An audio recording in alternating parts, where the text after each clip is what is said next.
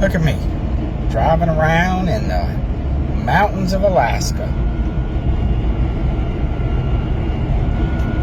I'll just let any fucking coon ass drive around in these parts. Like, hey man, you can drive a truck? Sure. Yeah. Where's the keys, bro? Idiots. What you are watching is a documentary of a man, for sake of argument, that is what we will call him, who left his home in Louisiana to come work in the interior of Alaska for the winter. All the events unfortunately are true. Alright, well, that was day 3. I filmed that late in the afternoon. The chef that I work for here on the mountain, he had somehow gotten 2 of his vehicles up here and needed to get it back, and which worked out really well for me because I had been here and I was still without supplies or anything like that.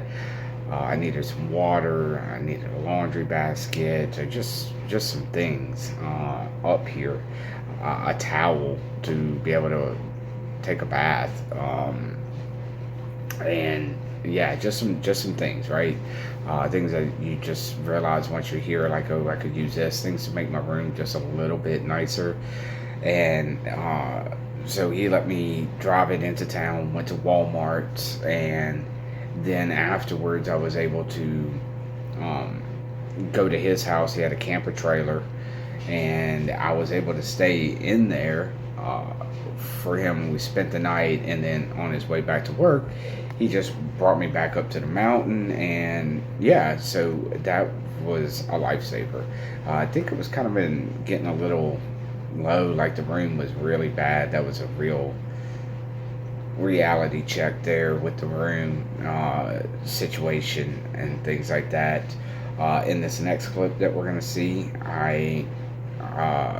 is earlier in the afternoon before we had left for town.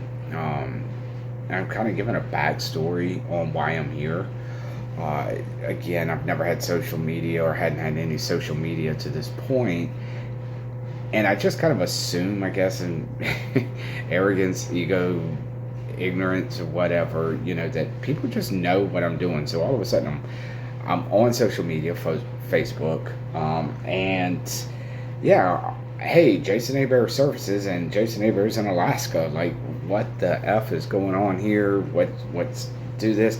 And I kind of thought, by posting that original video, that people would just be like, oh, it's like a mini series, Game of Thrones, whatever, Friends, you're gonna watch each episode so that we stay current. That's not the case. Like, I'm not that important or exciting. So I had to came back because I started getting a lot of messages about why I'm in Alaska, what brought me there, etc., etc. So I kind of document, or kind of go back and kind of rehash on what brought me there, maybe a little bit more detail than that original video that I had done at the house, and then I think I go into it kind of reached a low point because, again, I was just getting a little depressed, stir crazy, not a lot of stuff to do. Well, you're going to see in all this. So, yeah, let's watch it, and I kind of recap it there at the end. All right, today's day 3.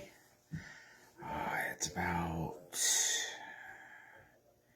8:45 in the morning here. And wet, rainy, overcast. It's about 45 degrees here. Got a cold bite to the weather. And so I have some people asking me why I'm out here, what got me out here. I don't think I really just assume people know what's going on in my life. And so anyway, after I left Waffle House, I pedaled around for a little while and at the house, and then I went to work at Copeland's, and that was a really nice job. But I kind of always knew that was going to be a stepping stone to something different. And I just didn't know what that was going to be. So when I was out here on vacation in January with my mom and my sister, I met the chef up here. We got to talking, and one thing led to another, corresponding when I got home, and kind of offered me a job, and talking with my kids and my family, and I just thought this was a good opportunity. Didn't know that I knew I didn't want to spend my life at like a Waffle House or Copeland's, nothing against those places, but I just didn't want to be 65, 70 years old, bitter. I see people who'd been in that restaurant business for forever, and they've made good money and good benefits, security in those jobs. It's just, I knew I just didn't want to do that. I knew there was something different. So really, after talking with family and my kids and my wife, she wasn't really on board with it, but I wasn't expecting her to be. I decided to just come out here and step outside of my comfort zone, and just do something different. The kids are grown, the house is paid for. So I got the youngest staying at the house while he's going to start college here in a few days. And he's going to take over the house, so to speak, cutting the grass, paying the electric, and so kind of save him some money from living on campus, give him a little sense of independence and responsibility. And so, yeah, that's led me out here. Day 3 now. I still don't have any work or anything scheduled. I'm hoping maybe something comes through today. Just getting a case of bored and cabin fever, so to speak. I was really starting to get a little down yesterday morning. I was like, blah. The weather's just not good. But ended up getting some shower curtains hung. I got those done. I got a little trash bag waste container for my room. So now I got a little garbage can. And got a mirror. And still no water. I'm still drinking well water. Probably develop a third eye by the time I leave here. And I went to the gym here. That really got my blood going. Got good mental health spike there. Took a shower for the first time. I probably shouldn't say that, but I mean, it is what it is. And felt better. Found out, and too, probably the biggest news. I don't think I'm going to get a roommate, at least not for a while. So I got kind of the room to myself. That was a big plus. I can kind of spread out my clothes a little bit because I still got a lot of clothes in my luggage.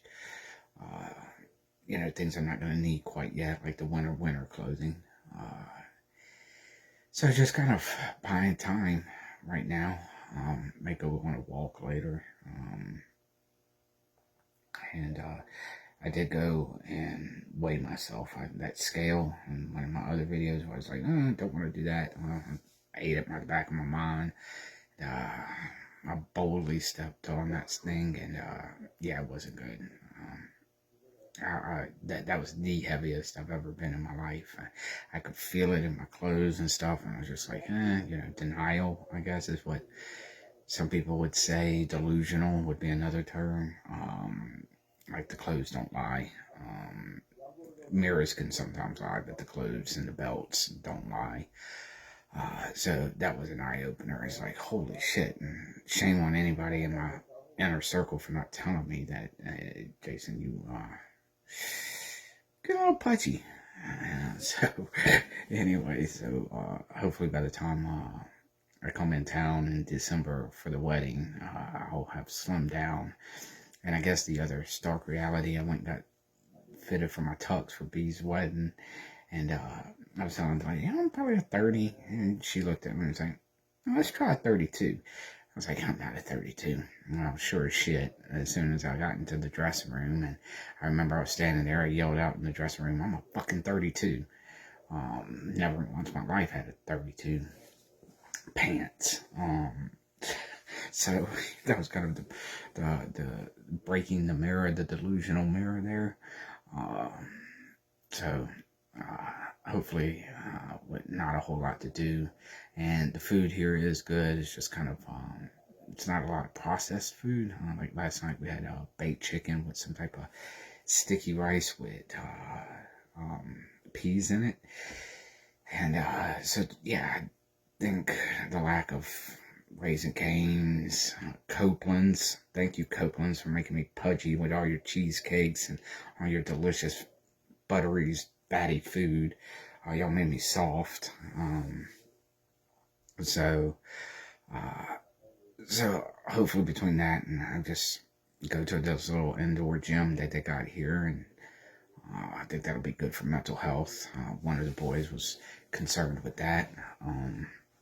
He sent me some app or something. He wanted to, where it's like he can monitor my steps and my heart rate and things like that. And, and I know it's just looking out for him. I did the same thing with my mom. It's like, hey, I'm making sure she's staying active and things like that. And I guess I got into that stage in my life with the parenting. That's a stark reality right there. I did work on some editing. I got a couple videos that I edited last night. I may or may not added to the thing, but yeah, just a lot of downtime trying to do that. And so a lot of pot smoking out here, like a lot. But I mean, I guess what else are you going to do out here, right? Did go help some of the younger guys. They went out into the woods and was building a fort. But so I went out there and helped them. That was kind of cool. Like, I guess somebody or some people have been working on it through the season, so they got 3 walls and a partial roof going up. But all they had was a hacksaw, and I was like, well, this is what the guy at Home Depot told us to get. And I was like, well, you can. Just wasn't very good. That thing whooped my ass yesterday. I cut down one tree and I was like, I'm done. So maybe if I go into town, I'll get him a handsaw or something like that. But anyway, so that's about it. No work. Gonna get on their internet and see if I can get some type of certificate or something. Because really, the big goal I would like is some type of remote job that I can do from anywhere. That would be the ultimate goal there. And I don't know, we'll see what steps happen. I mean, April's a long time from now, but I'm hopefully taking steps to work on that. So by the time this job's over, there's a new chapter that I'm going to live. So that's my update. I hope I'm not embarrassing myself on these videos or anything like that. It's just, I guess it's therapeutic rather than, I'm not much of a journaler, so this is a way to do it. But in a journal, those are things that are private, but in this sense, I'm kind of putting myself out there. But hey, who knows, Who knows? But anyway, that's it for now. I may do something a little later. But anyway, that's an update. A lot of people ask me why I'm here, but I don't know. It's just, I figure God or the universe will put me in a place, and why I am here. Ready for this rain to be over with. And the other thing too, like, it was light at 11 o'clock last night, so that's a little strange to go to bed when it's light, wake up and it's light. And the sun did come out yesterday, so that was really, really nice. It came out for about 15 minutes or so, and that was really nice. But that's it for now. So yeah, that was my little monologue, up to date. I think what I want to include here at the end here is like my staffing situation. They do have these housings, which I think I did on the other ones, Blue Man, Orange Man.